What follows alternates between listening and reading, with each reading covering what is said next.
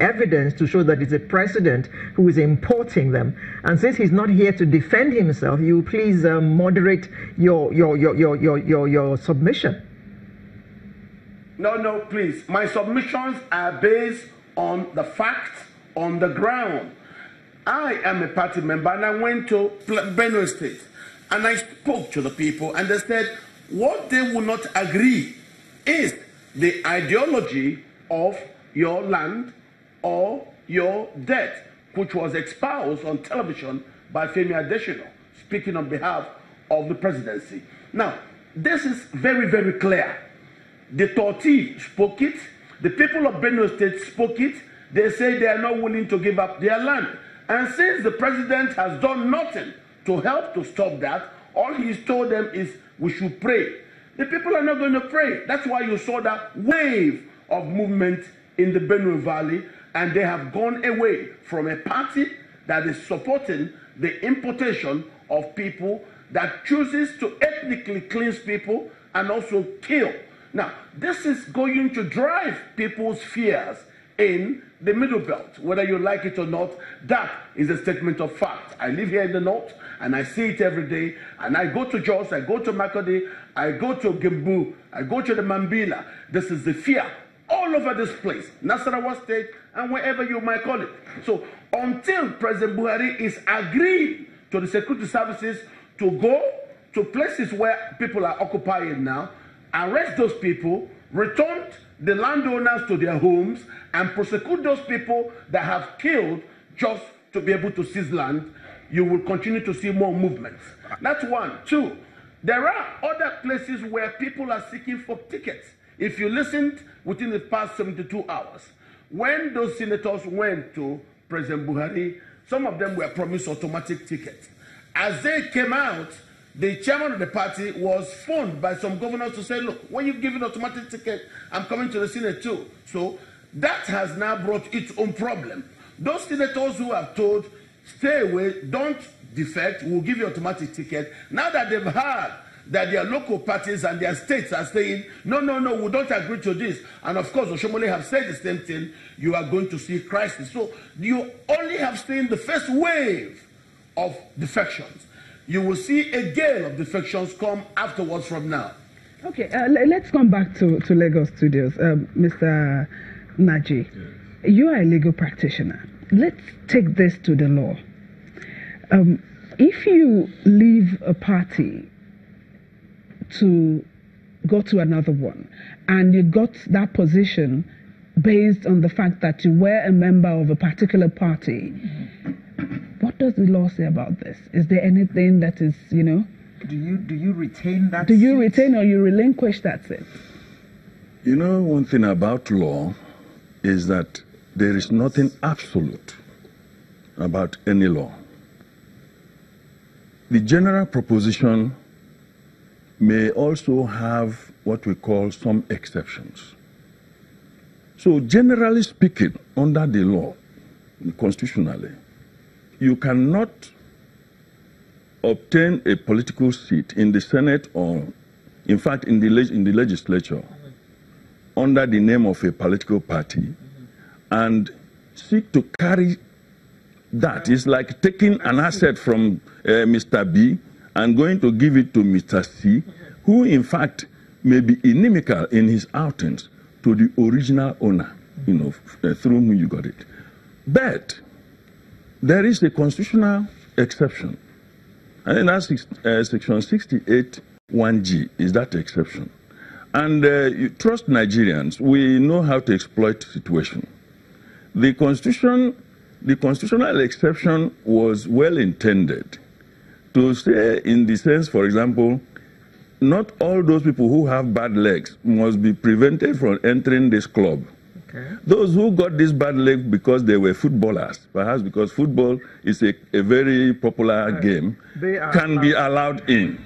Then all you need to do is to go and juggle ball and get people to snap you when you were juggling ball. He said, I was also, after all, ball is ball, whether it was played in Canada or in Russia. So that becomes an issue. So if you don't like it, go to court. And you know that the judicial process, in an attempt to do justice to all the parties, must follow due process. So that due process sometimes involves time.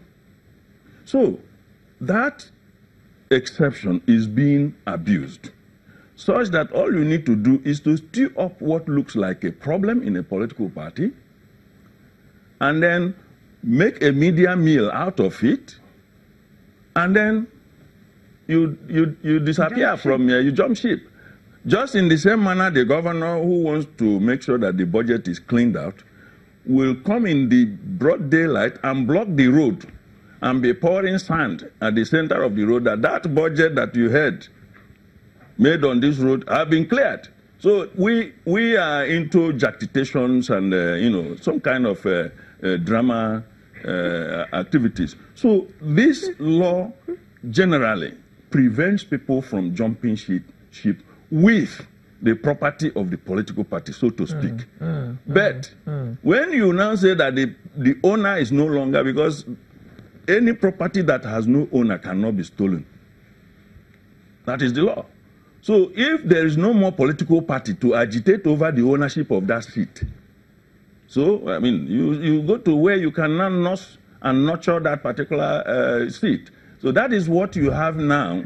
But the truth of the matter is that impunity is one of the greatest causes of internal democratic processes being, shaken. And impunity derives from lack of confidence in the leadership. A leader who is confident even looks for those who are better than himself, intellectually and otherwise. Because an intelligent man is the one that goes even to the foolish man to lend the little he has and add to his own. But here we do exclusivity.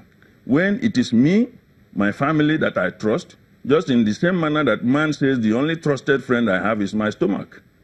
So, but this idea of people saying that people jumping ship are always doing that for selfish reasons. Man by nature is selfish.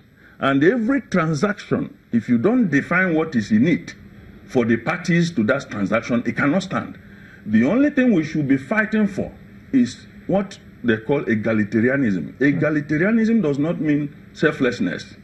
It means that you accommodate yourself first and go beyond your own only selfish end. So if you are making lunch, make for everybody. So you are short of eating. But the idea of now insisting that you alone will eat, when there is a mass of hungry people around, they will deprive you your own lunch. And that is when you begin to preach peace, and it would have been too late because the train would have left the station. That's what is happening now.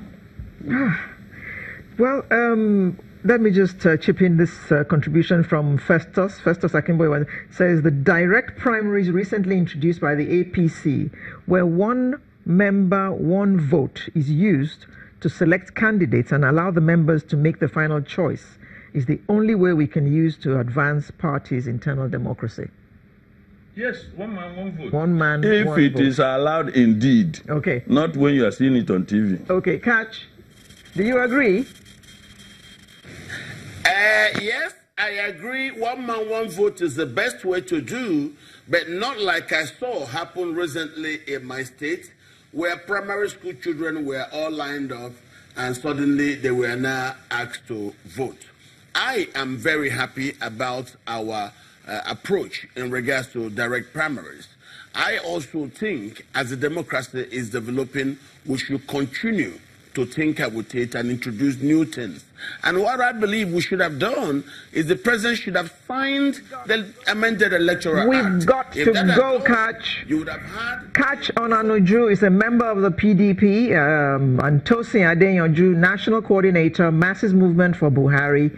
Both gentlemen joined us from our studio in Abuja, and we had a legal practitioner, Chima Nnaji, Mr. Proverbs, who joined us in our studio in Lagos. Thank you all very much for coming to share your time with us. We'll be right back after this break. Don't go away.